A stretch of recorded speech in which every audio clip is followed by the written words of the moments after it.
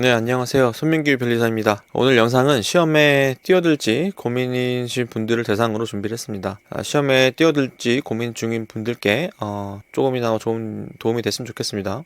단순히 시험에 합격하는 것이 좋으니까 아니면은 다른 누군가가 그 시험을 준비한다고 하니까 시험에 뛰어들 것을 고민하고 계신지 여쭙고 싶습니다. 단순히 뭐 공무원이 좋다고 해서 아니면은 전문직이 좋다고 해서 이런 생각으로 시험 입문을 고민하고 계신지 한번 되돌아보시길 바랍니다. 자, 또한 아까 말씀드린 생각뿐만 아니라 혹시 한 번이라도 그 시험의 뭐 기출 문제를 보신 적이 있으신가요? 아니면은 그 시험의 합격 가능성을 본인의 상황에 맞게 조금이라도 진지하게 검토를 해보셨을까요? 자, 오늘은 시험 입문 여부를 고민하시는 분들께 시험에 뛰어들기 앞서서 반드시 해야 되는 것들에 대해서 설명드리도록 하겠습니다. 자, 많은 분들이 시험의 난이도나 본인과 시험 간의 궁합 등을 먼저 고려하지도 않은 채 단순히 합격하면 좋다는 이유만으로도 구체적인 고민 없이 시험판에 뛰어들기도 합니다. 하지만 시험판에 뛰어든다는 것은 자신의 인생에 있어서 많은 것을 포기하고 또 그 위험을 감수한다는 것이기에 깊은 고민 없이 시험판에 뛰어드는 것은 어쩌면 매우 무모하고 또 돌이킬 수 없는 결정일 수도 있습니다.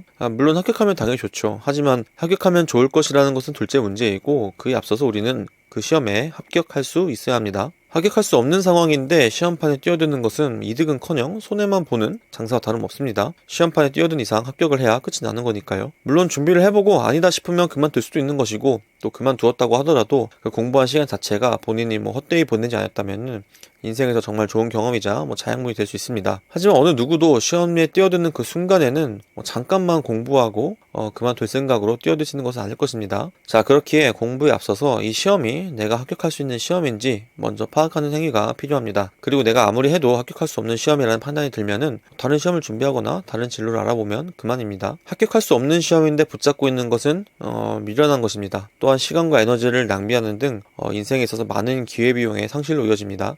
자, 그러면은 시험에 뛰어들기 전에 반드시 알아보고 고민해봐야 되는 것들에 대해서 설명드리겠습니다. 자, 먼저 기출문제입니다.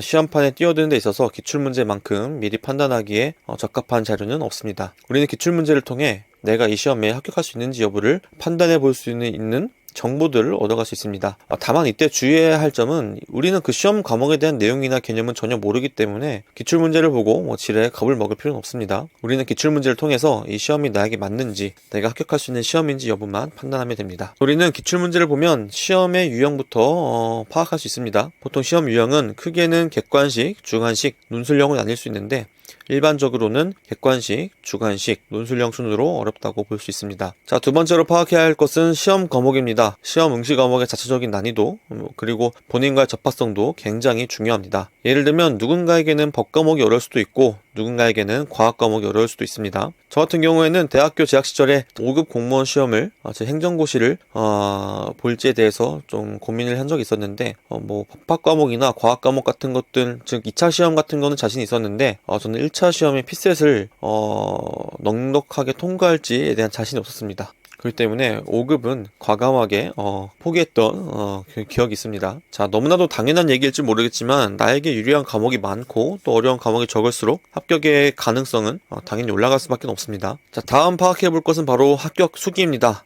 나중에 합격 수기에 대해서 따로 영상을 만들어서 말씀을 드리겠지만은, 합격 수기는 구글링, 네이버 검색, 카페 등을 통해서 최대한 많이 모아두시는 것을 추천드립니다. 합격 수기를 어떻게 활용해야 하는지, 그리고 수험 생활에서 합격 수기가 어떤 의미를 갖는지는 추후 영상을 통해서 자세하게 말씀드리도록 하겠습니다.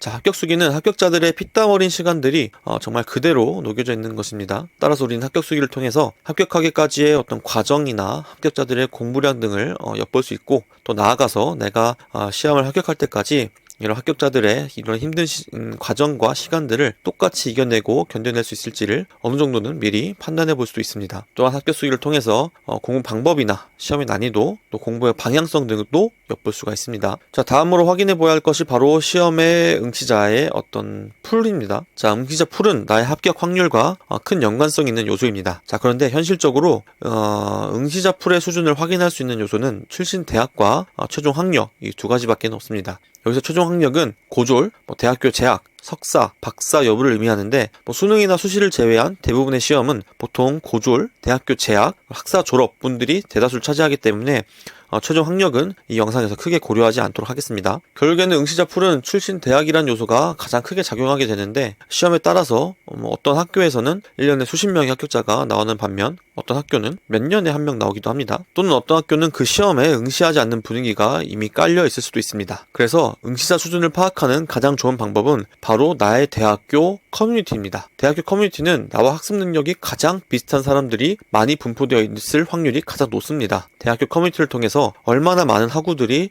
해당 시험을 준비하고 있는지, 또 합격 후기는 없는지, 또 학교에 시험 준비반이 있는지, 더 나아가서 합격자들과 컨택할 수 있는 방법은 없는지 확인해 보는 것이 좋습니다. 아니면 내가 직접 대학교 커뮤니티에 응시하고 싶은 시험에 대해서 질문하는 글을 올리는 것도 하나의 방법입니다. 자, 그 다음으로 파악해야 할 것은 합격자들의 평균적인 수험 기간입니다. 자, 합격자들의 수험 기간도 입문 여부를 결정하는 데 있어서 아주 중요한 사항입니다. 결코 짧지 않은 시간이기 때문에 우리는 신중하게 시험 입문 여부를 결정해야 하기 때문이죠. 자, 합격 수기를 통해서 평균적인 수험 기간을 알 수도 있고요. 자, 그런데 나의 대학교 커뮤니티에서의 중론, 즉 대학 동문 합격자들의 평균 수험 기간이 본인의 합격까지 소요될 기간과 가장 유사할 가능성이 높습니다. 아까 말씀드렸다시피 항상 정확한 것은 아니고, 또 항상 100% 객관적인 것도 아니고, 또 100% 비례하는 것은 아니지만은 나의 학습 능력은 내 대학교 동문들과 유사할 가능성이 높습니다. 그렇기 때문에 합격 수기뿐만이 아니라 대학교 커뮤니티에서도 합격까지 걸리는 시간에 대해서 한번 검색해보는 것도 좋은 방법일 수 있습니다. 자, 여기서 주의할 점은 단기간에 시험을 붙은 사례를 보고 이 기간을 목표로 시험에 합격하겠다고 잡는 것입니다. 왜 주의를 해야 되냐면은 단기간에 붙으신 분들 중에는 정말 엄청난 초월적인 힘을 발휘해서 붙으신 경우도 있고, 학습 능력이나 머리가 엄청나게 뛰어나서 일찍 붙은 것일 수도 있습니다. 또한 운이 정말 많이 작용하는 시험이어서 일찍 붙은 것일 수도 있고요. 물론 시험판에 뛰어들었다면 당연히 빨리 붙는 것을 목표로 열심히 공부를 해야 합니다. 하지만 우리는 지금 시험에 뛰어들기 전의 상황을 가정하고 이 모든 것들을 말씀드리고 있는 것이기 때문에 시험에 입문할 때는 최악의 상황 또한 고려하는 것이 좋습니다. 참고로 공부에 있어서 배수진을 친다라는 말이 있습니다. 근데 저는 이 말을 별로 좋아하지 않습니다. 왜냐면은 저 같은 경우에는 벼랑 끝에 서서 공부를 하면은 공부가 잘 되는 것이 아니라 오히려 불합격에 대한 불안감이 매우 커져가지고 저는 개인적으로 정신이 피폐해지고 오히려 또 공부에 집중하기가 힘들었습니다. 자, 제가 합격했던 변리사 시험은 보통 평균적으로 3년이 걸린다고 알려져 있고, 1년 이내의 기간으로 붙으신 분들도 매년 나오지만은 저는 변리사 시험에 진입할 때 5년을 보고 들어갔습니다. 물론 시험판에 들어온 순간부터는 항상 오래 붙는 것을 목표로 공부를 했지만은 이와 별개로 수험 생활이 잘 풀리지 않거나 시험 이외에 어떤 변수가 발생할 수도 있기 때문에 최악의 경우 5년이 걸릴 수도 있다고 생각하고 진입한 것이었습니다. 자, 이상 시험에 진입하기 전에 확인해야 되는 것들에 대해서 알아보았습니다. 말씀드렸다시피 이 시험판에 뛰어든다는 것은 정말 내 인생을 송두리째 바꿔놓는 인생에서 중요한 결정입니다. 그렇기 때문에 시험 입문을 고민하고 계신 분들은 제가 말씀드렸던 항목들을 차근차근 검색해보시고 살펴보시면서 신중하게 시험 입문 여부를 결정하셨으면 좋겠습니다. 자, 이제 시험에 입문하기 결정을 했다면은 공부를 열심히 해가지고 합격을 해야겠죠. 자, 앞으로 이 채널을 통해서 합격하기까지의 험난한 과정들을 하나하나 세세하게 설명드릴 예정이니까요. 끝까지 함께 해주시기를 바라겠습니다. 네, 이상 손민규 변리사였습니다. 감사합니다.